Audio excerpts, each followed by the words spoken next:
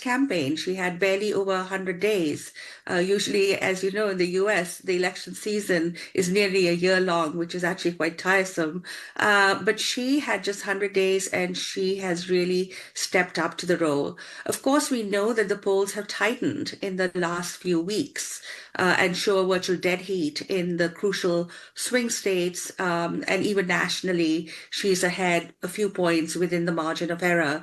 So I think those polls are something that I would take with a grain of salt because they were completely wrong in 2022.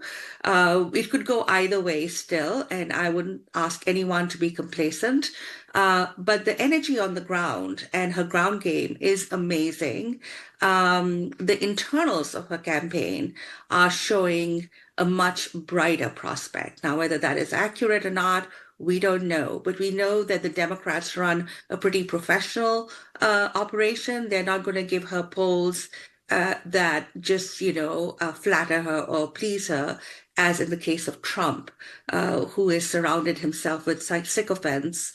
At this point, I think she has a good path to the White House, but, I'm a historian, so I won't predict the future. Ms. Suhasini, would you agree that this campaign has been a flawless one for Kamala Harris? This election season, we have repeatedly heard that this is a historic election where democracy is on the line, something that was also said in 2016. Do you think Kamala Harris has been able to avoid the mistakes that Hillary Clinton made in her run? And globally, how the enthusiasm that this election has generated, how is it different from 2016? Well, when you make the comparisons to 2016, you have to remember that we are once again at that point, or we are not, at least the United States is, because India has had a women prime minister. But the United States is at that point in history when it could possibly get its first woman president, just as it was in 2016. And it missed that chance or did not take the opportunity in 2016 and has that opportunity again today. So that is important. The second thing I think that is important is gender has emerged as one of the key factors for Kamala Harris's win or loss. So whether she appeals to the to identity politics in that sense, whether she speaks about her own identity as a woman or as a Jamaican American or as an Indian American extraction person or a Californian or whatever else. She normally only speaks about herself as a middle class, coming from a middle class background. The fact is that gender has been the most interesting part of this campaign. And the reason I say this is, and I'm looking at various polls, but amongst young men, Trump actually has a 21-point lead. But amongst women, amongst young women, Kamala Harris has a whopping 67 to 28%. That's nearly 40-point lead. So women can make the difference if they choose to in this election. A lot will come down to, will Republican women vote for Trump? If they vote at all, could they change their vote, or will they just not show up? As we have seen in certain elections, 2022, women just did not show up to vote for Republican candidates because they were so upset about the overturning of Roe v. Wade. And whether Democrat women will come out in the large numbers where they support Kamala Harris or not, I think that's important. I think it's also important to remember that while we are looking forward to the actual day of voting, the American election has more or less been voted on. If you have 160 odd million eligible voters and say 66 to 70% normally vote in an election, we don't know how many in this one, you already have 82 million people having done early voting, as it's called in the US, then you're only looking at maybe another 40 million odd voting on Tuesday, on November the 5th itself, which means that the decision has already been made about who is actually ahead in this election. And I think that's where we have to take it from, that once that decision is made, how close is that decision going to go? Just looking at those first results that came from Dixiville, they went 3-3, which is really scary. We all know from the polls that it is a bit of a dead heat. So in that sense, it's not unlike 2016, but it is different in the sense that we are seeing the dead heats on both accounts. Maybe with a little difference on both the popular vote as well as what we're seeing in terms of the swing states. And it remains to be seen what the third aspect of this, I would say, is of this election, which is different from the past, is having come through the 2020 election. We all know that at least one candidate is not going to accept losing immediately. Mr. Trump has not yet accepted losing the last election itself.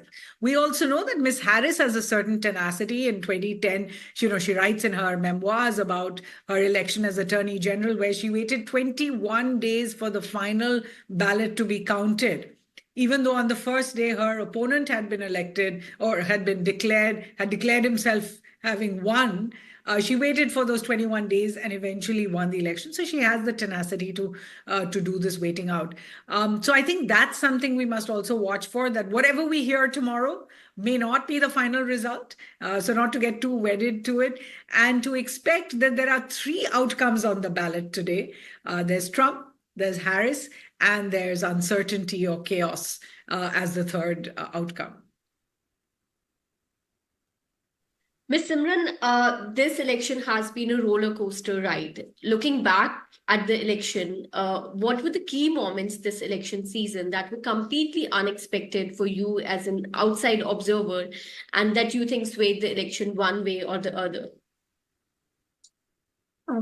I think in the beginning, when we had the first debate and we had President Joseph Biden debating Trump, I think we were more or less quite certain that Trump had an edge over Biden. So I think one of the smart things the Democrats did was when they made the decision that Biden would step back and you would have Kamala Harris step in. So that was a little unexpected. One wasn't very sure if she was willing to step up or if the Democrats themselves are willing to step her up. So that I think was a bit of a surprise. And initially we also saw that she had a huge margin. She was leading in the initial weeks when they declared her as the candidate over Biden. I think she got that margin. But I think also we have to remember that she has not been able to maintain that margin, that somehow the race started getting closer and tighter with time, which I think is to do with a lot of questions people have raised. And she has also somewhere not really given too many straight answers to a lot of questions. So I think the good unexpected part they did was push Biden in the background and get Kamala ahead. But I think she also has not been able to maintain that lead, because when she came initially, there was a lot of euphoria that, oh, this is the best thing. She's younger, she's smarter, she'll be able to take on Trump. But the way the race has evolved, it has become much more tighter. And one wonders, looking back, if she could have done a better job. Professor Sinha, as Simran just mentioned that, Kamala Harris hasn't been able to maintain that lead. And we know that the race has, as polls show, that race has certainly tightened in the last few weeks. Why is it that Kamala Harris has found it difficult to retain the support of demographic groups for whom just a while back the Democratic Party would have been an obvious choice? And despite that, the Trump campaign got racist to extreme, Kamala Harris hasn't found that resonance with Black voters, especially Black men. Do you think it's her mixed heritage, maybe, or her upbringing as an Indian American, that has diffused her appeal to Black voters?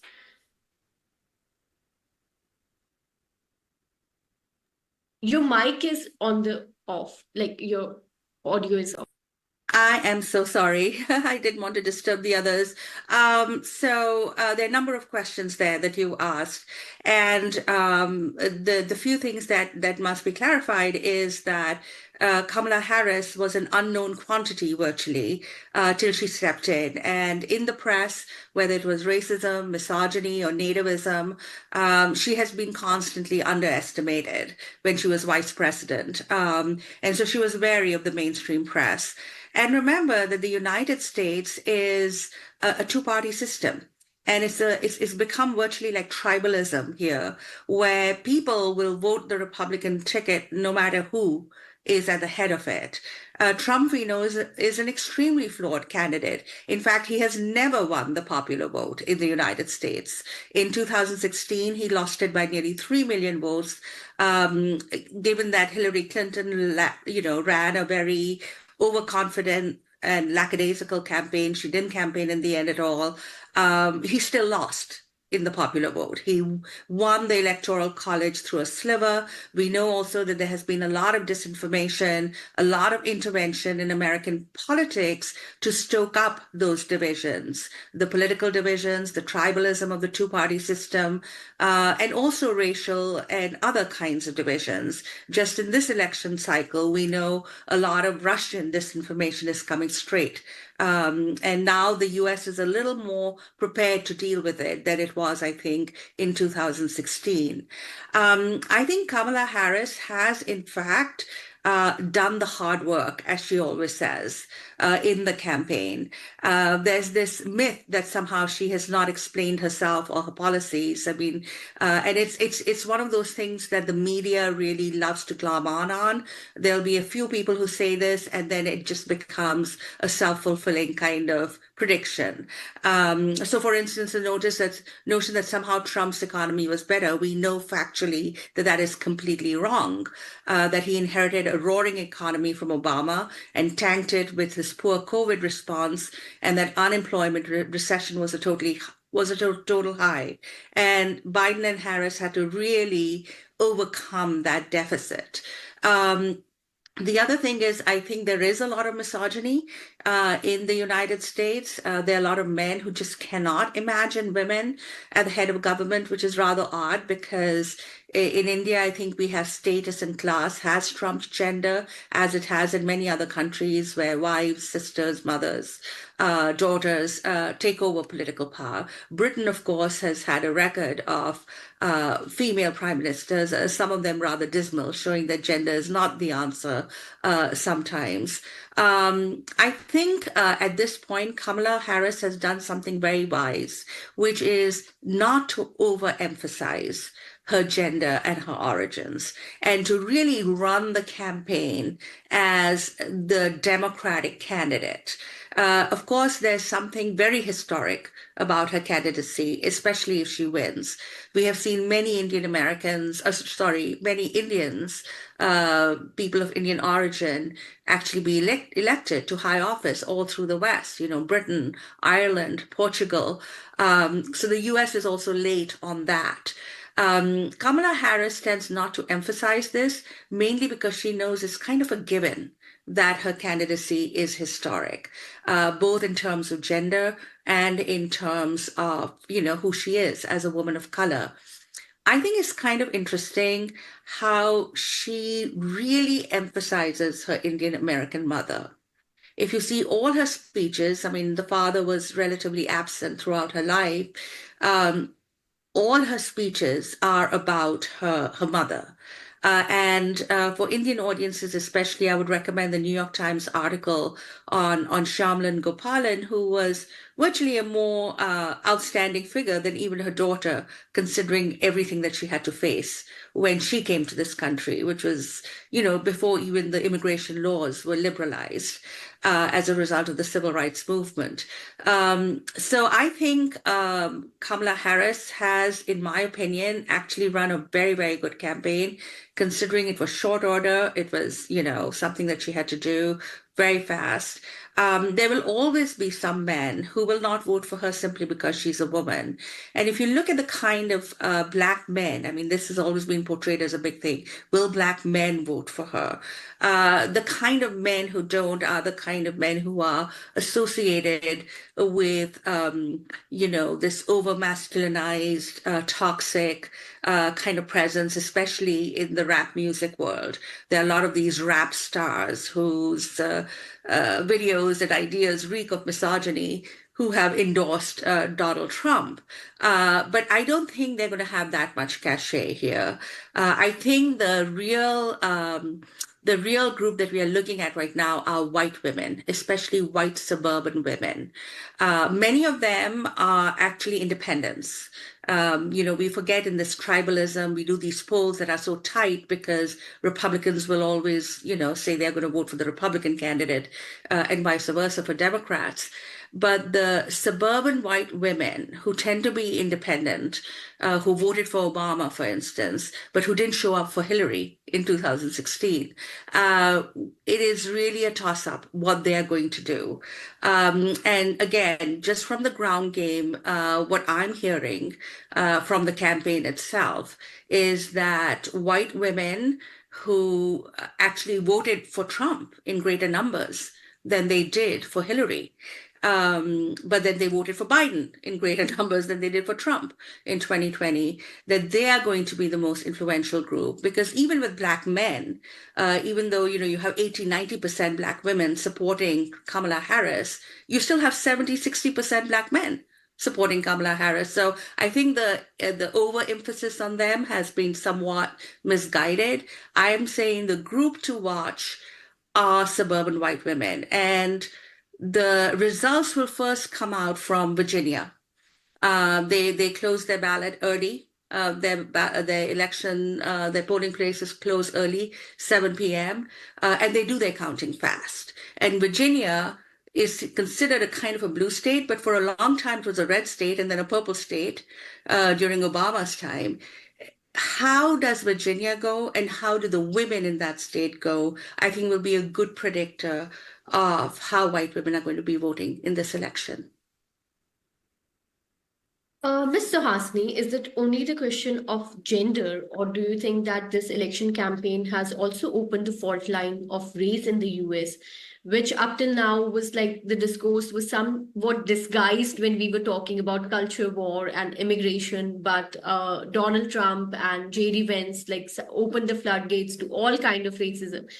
Has that fault line now been is it out in the open now, and not just between, let's say, the white population and the Black, but also Indian Americans and Blacks and the Hispanic? Well, I would certainly say, and I'm just viewing this from India, so obviously we see some of the most egregious speeches and the videos that make it viral. I think that the discourse during this campaign has certainly hit a new low. But race has always been a part of US elections. There's never been a time in the last, say, 50 years when there isn't a kind of either a silent kind of nudge towards race, because, the idea that Democrats traditionally were the base of African Americans and Republicans did not get those votes as much. But I think that in the last decade or so, it's much more out there because, firstly, we're in an era of social media. So what people say officially and then what they say when it comes to social media and where they feel more comfortable to speak out, it shows that the discourse is tied around these issues. But I agree with Professor Sinha that, gender has outweighed, in a sense, what we're seeing, because you're either okay with what has been said in terms of women by the Trump campaign, the most recent one being, I will protect women whether they like it or not, or you're completely not okay with it. We do see from an outsider's perspective, that it is so polarized that it is impossible for either side to speak about the other side without using really, really hyperbole and really crude words. I mean, just look at the whole idea of Mr. Biden, a president of our country, talking about voters or supporters of the other side as garbage. Or Mr. Vance calling Kamala Harris trash and saying we're going to take the trash out. As I said, it has hit a new low, but I'm not sure that it is race-related as much as it is in terms of what we have seen so far, a certain polarization and a certain gender kind of insensitive commentary that we've seen. The last point I'll make is that just as Professor Sinha said, everyone is watching white women in the US to see where they will vote, because other votes seem more committed. In fact, this time everything has been counted up and you're coming to something like 97% for each.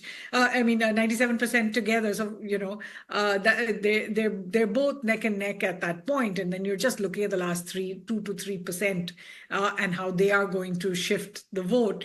I think you have to take into account that in previous elections, there was a sense of grievance. There was a very strong sense of grievance from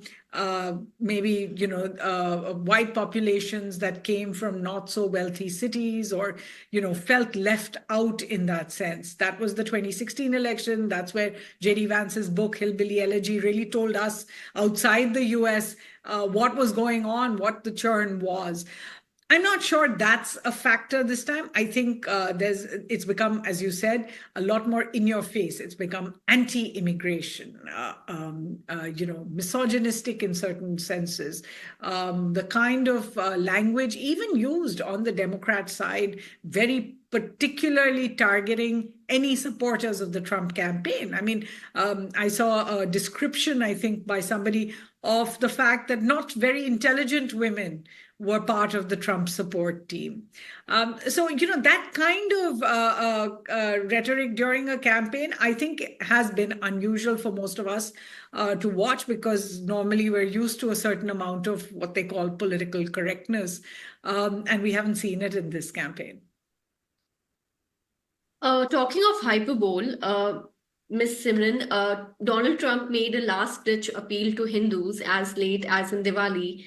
And how do you read that? Is it simply an effort to appease Indian American voters, or is there more to it, sort of an global meltdown of right-wing ideologies there? I don't think there's any global meltdown of any right-wing ideology. On the contrary, I think the right-wing ideology over the last decade or so globally, I think, has become much more stronger. And I think it's a phenomena that we see, whether it is the US, India, or any part of the world. I think for various reasons, the left liberal thought is actually going down, and we find people much more hard in their stances and much more right-wing.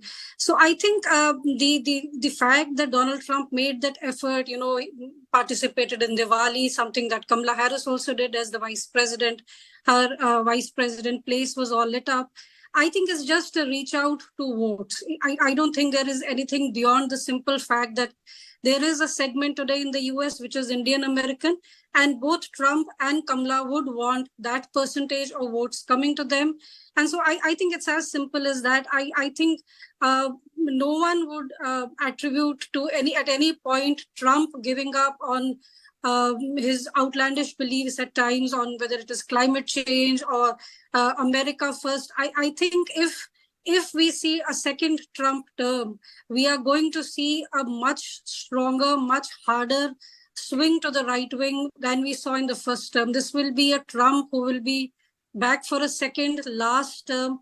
And actually, I think he'll be more hard focused on things that he placed in front of the world during the first term, but still, I think he was a little rough at the edges, not this time around. So no, I don't think there's any letdown as far as the right-wing ideology is concerned. I think it's getting stronger globally. That's my own sense. Ms. Suhasini, talking of Indian diaspora, let's put the focus onto foreign policy. Kamala Harris has repeatedly claimed that her presidency would not be a continuation of the Biden administration. Has her campaign provided a glimpse of how that might translate into the foreign policy arena? And why is it like that, unlike Donald Trump, she has remained sort of ambiguous in her reach to Indian American voters? Certainly, the answer to your first question would really be that, what Kamala will represent or will have to defend is certainly 4 years of the past, because she has been vice president. So it's not like she can completely segue and become a different policy. Maybe some policies will be tweaked a certain amount. We saw her conversation with Israeli Prime Minister Netanyahu, for example, much tougher than Mr. Biden, but clearly not tough enough for her own supporters who threatened to not vote for her as a result of it. So I think on Israel, you may see nuances. On Ukraine, you may see nuances, depending on how much of a budget she's able to push through Congress for Ukraine in the future. I think the difference is going to come if Mr. Trump comes to power when it comes to foreign policy, because we've seen what he has been in the past. And even though the past may be no indicator of what he will be in his second term, it's a pretty good starting point. And that means there will be a lot more disruption. There will be a lot more unexpected tweeting or social media discussions of very, very serious issues. That we might see, as in the past, I used to say, what is Mr. Trump going to leave now? Because in his first term, he walked out of the Iran deal. He walked out of the Paris Climate Accord. He walked out of UNESCO. He walked out of UN Human Rights Commission. He threatened to walk out of NATO. He threatened to walk out of WTO. There was any number of areas where you saw America retrenching, in a sense, in power. His pullout from Afghanistan, however, that Mr. Biden actually completed it. The fact was, it was his deal with the Taliban that paved the way for it, the Doha Accords. So you saw that as a certain Trumpian foreign policy marker. Finally, I think the question is always for India. And as I keep saying, year on year, India and US ties have just grown for the last 25 years. Some years they grow a little faster, some years they grow a little less, but it's bipartisan. It is a year-on-year growth. You always find some new deal or some new area where the two countries are working together. There will be some years where it's a bit slower. You will see certain hiccups like you're seeing right now over the Panun case, for example, and other areas, or that you will see a Democrat administration paying more attention to its concerns over democracy in India or minority rights in India or human rights in India. You won't see that in the Trump administration, but you will see him coming out much more strongly when it comes to Harley-Davidson tariffs. For example, I always point out that while Democrats may have been tougher on the Indian government in many ways, it is Mr. Trump who pulled out India's GSP status in 2019 and never gave that back. It is Mr. Trump who has consistently harangued India as an abuser on the issue of tariffs. So prepare for that. Your final question on the Indian American community and whether Ms. Harris has reached out. Certainly in India, it has been interesting that the first vice president of Indian extraction, and it's not some long distant kind of extraction. Her mother was born and brought up in India. Sorry, excuse me. You see that in terms of, that she has not made one single visit to India as vice president. So there is I don't think it's a distancing from India, but it's certainly not been a priority for her. Will Indian Americans vote for her as a result? I think the latest survey that came out still says 70% of Indian Americans will vote for her, because at least 70% have voted for Democrats every time.